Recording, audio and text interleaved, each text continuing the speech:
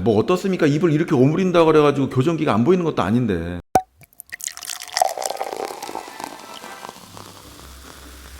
요즘 교정하신 분들 많죠. 제가 요즘 심심치 않게 받는 질문 중에 하나가요.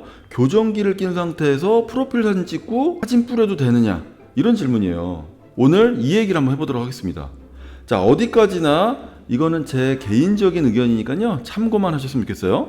교정기 그거 한두 푼 하는 것도 아니고 지금 안 하면 아마 영영 못할 것 같아가지고 아마 힘겹게 시작하신 분들 많을 거라고 생각이 듭니다. 그게 짧으면 1년이고 막 길게는 막 2년씩도 하잖아요.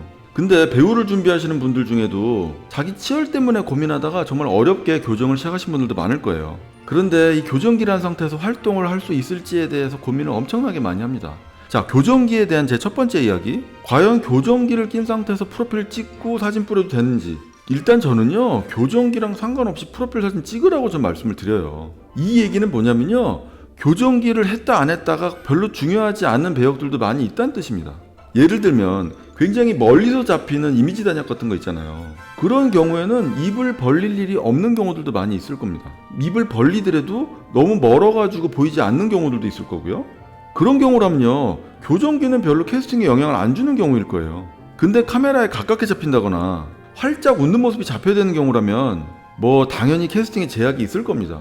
그 디카프리오 나오는 캐치 미 이프 유 캔이라는 영화 보신 적 있으신가요? 그 영화 보시면요, 디카프리오가 한 병원에 와가지고 의사 행세를 하면서 처음 만나는 간호사가 있어요. 그 간호사 보시면요, 교정기를 하고 있습니다. 물론 교정기를 한 배우를 캐스팅했다기보다는 교정기를 한 이미지의 배우가 필요했기 때문에 아마 촬영을 위해서 교정기를 채웠을 확률이 높겠죠. 자, 어찌됐건 교정기를 하고 있는 간호사의 모습 어떻게 보이셨나요? 뭔가 좀 어설프고 연약해 보이고 뭐든 좀 서툴게 할 것 같고 뭐 그런 느낌 안 드셨나요?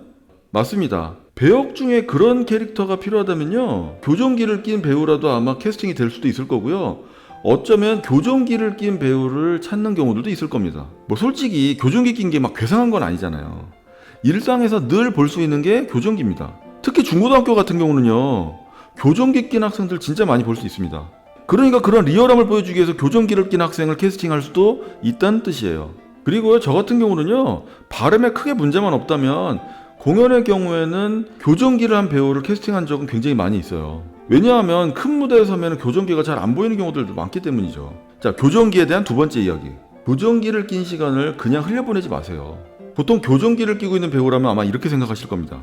교정기를 끼고 있는 동안은 활동을 못하니까 이 기간 동안 좀 다른 공부도 하고 내공을 쌓는 시간을 가져야겠다. 뭐 이렇게 생각하는 것도 뭐 나쁜 건 아닙니다만, 저는 그래도 배우를 지망하시는 분이라면 교정기하고는 상관없이 프로필 찍고 사진을 뿌려보라고 저는 말씀을 드려요. 그 이유는요, 교정기를 꼈든 안 꼈든 프로필 찍어갖고 뿌린다고 하고 갑자기 막 바빠지는 게 아니기 때문이에요. 물론 교정기 때문에 캐스팅이 될 수 있는 작품에 캐스팅이 안 되는 경우들도 분명히 있을 수 있을 겁니다. 하지만 그렇게 프로필 사진을 찍고 프로필 사진을 뿌리는 과정 안에서 그런 모든 과정이 다 연습이 되고 공부가 될 수 있을 거라고 저는 생각을 해요. 아마 프로필 사진 찍어보신 분들은 아실 겁니다. 첫 번째 찍은 프로필 사진 어떠셨나요? 굉장히 만족스러우셨나요? 아마 첫 번째 프로필 사진은 굉장히 만족스럽지 못할 확률이 높아요. 왜 그러냐면 처음 프로필 사진 찍으면요, 굉장히 어색하고 적응을 못하기 때문이에요. 그러니까 교정기를 낀 상태라도 프로필 사진을 찍는 연습을 해볼 수 있는 시간을 가져보시란 얘기예요. 그리고 프로필 사진 뿌리는 건 어떨까요? 많이 뿌려보신 분들은 알아요. 뿌리는 것도 요령입니다. 그렇게 여기저기 많이 뿌려보면서 나름 인맥도 생길 거고요, 뿌리는 노하우도 생기고 어떤 작품은 피해야 되는지 이런 것들이 경험으로 쌓이게 돼 있어요. 그러니까 교정기를 했다고 그래갖고 1, 2년을 그냥 보내지 마시고 최대한 배우로서 할 수 있는 일들을 진행해보시라는 뜻이에요. 자, 교정기에 대한 세 번째 이야기. 자, 현재 교정기를 하고 계신 분들은 잘 들으세요. 교정기를 하고 있는 분들 중에 이 교정기를 막 보여주려고 애쓰는 분들은 없을 겁니다. 이걸 막 자랑하려고 막 이빨을 벌리고 이러지는 않겠죠, 그죠? 그러니까 어떨까요? 웃을 때 이렇게 웃어요, 이렇게.